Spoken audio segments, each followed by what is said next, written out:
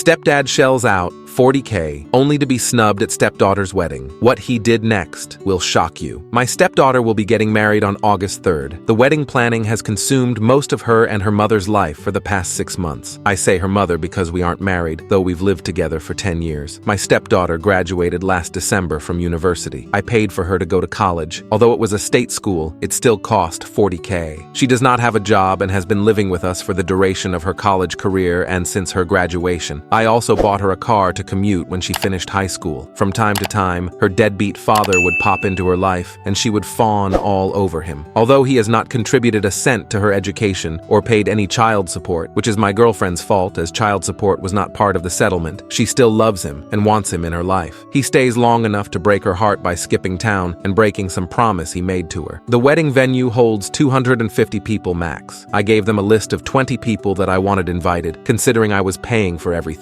They told me that was no problem and they'd take care of it. So I let these people know they'd be getting an invite and that they should save the date. On Saturday, I saw one of my friends on this list at the golf course and asked if he was coming. He told me that he wasn't invited. He said he got an announcement but not an invitation. He had it in his back seat, along with probably 6 months of mail, and showed it to me. Sure enough, it was just an announcement, and my name was nowhere on it. It had her dad's name and her mom's name, but not mine. This led to a pretty big fight with my girlfriend, as I found out that none of my list of 20 made the cut for the final guest list, because 250 people is very tight. I was pissed, but there wasn't much I could do because the important people in my life had already been offended. My girlfriend said, if some people didn't RSVP yes, I might be able to get a couple of people in, but that is an ultimate slap in the face, in my opinion. So I was boiling on Saturday. Yesterday, we had a Sunday dinner with the future in-laws family and us, and a surprise guest, the real dad. At this little dinner, my stepdaughter announced that her real dad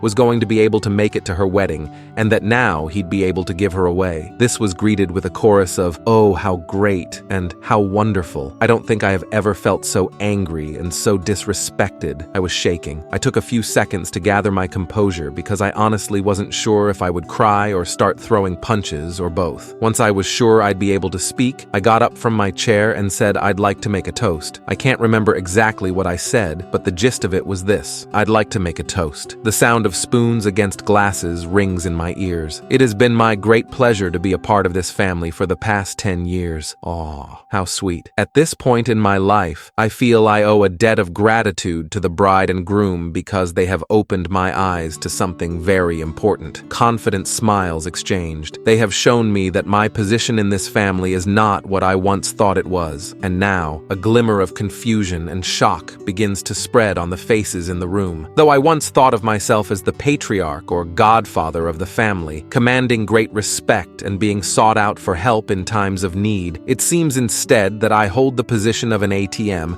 good for a stream of money but not much else. As I have been replaced as host, both on the invitations and in the ceremony, I am resigning my financial duties as host to my successor, real dad. So, cheers to the happy couple and the path they have chosen. I finished my drink. You all can let yourselves out. Is this selfish? Am I supposed to shell out 40, 50 grand for a wedding that I can't invite anyone to, that I am not a part of? I'm so done with this crap. I'm done with my stepdaughter, and I'm done with my girlfriend. I transferred the money out of our joint account last night. She has not had a job since she moved in with me. This morning, I called all the vendors I had written checks to for deposits to refund my money. At present, it looks like I'll lose around $1,500 for the venue, but the other vendors have been great about refunding. Update. The immediate aftermath was tantrums and people sitting there mumbling, not actually saying anything to me, but to each other. After much yelling with my girlfriend about me being selfish, I spent the night in my home office, and no one knocked on my door, not once. Today's aftermath is kind of depressing for me. My girlfriend brought me the bride's wedding planner to show me how much work I was ruining. I thumbed through it and found a page in the music section for father-daughter dances. All of the songs were catered to real dad's taste, so I thought they were just being disrespectful, but now I'm feeling like they never really gave a crap at all, especially since the menu included 2 ingredients I'm allergic to,